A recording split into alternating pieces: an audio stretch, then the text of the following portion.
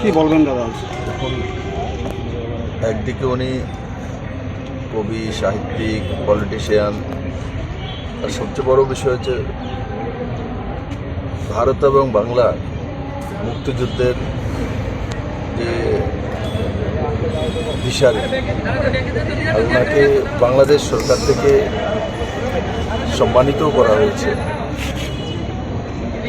আর যতদিনই উনি ছিলেন, কারণ ছোটবেলা থেকে ওনাকে আমি দেখেছি উদয়পুরে, আমাদের আত্মীয় স্বজন হয় রিলেশনেও, রাজনীতিতে কোনোদিন কারোর সঙ্গে কম্প্রোমাইজ করেনি। যেটা ওনার সঠিক লেগেছে মানুষের জন্য করতে হবে সেটা উনি করেছেন। স্পষ্ট বক্তা আমি সবসময় দেখতাম, আমাকেও মুখে সামনে বলে পাইছিল কিছু বলবেন, সবাইকে সামনে বলে দিন, এমন একজন ব্যক্তিত্ব। আর ওনার সুপুত্র সুশান্ত চৌধুরী, এখন আমাদের দায়িত্ব, উনি নেই, আমাদের দায়িত্ব যে ওই জায়গাটা যাতে সুশান্তবাবু অনুভব না করতে পারে।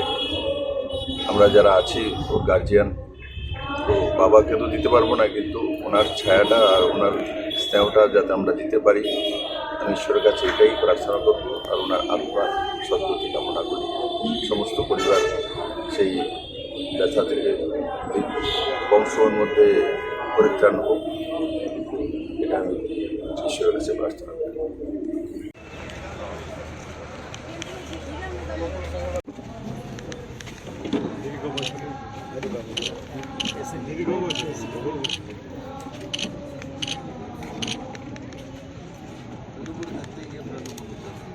আচ্ছা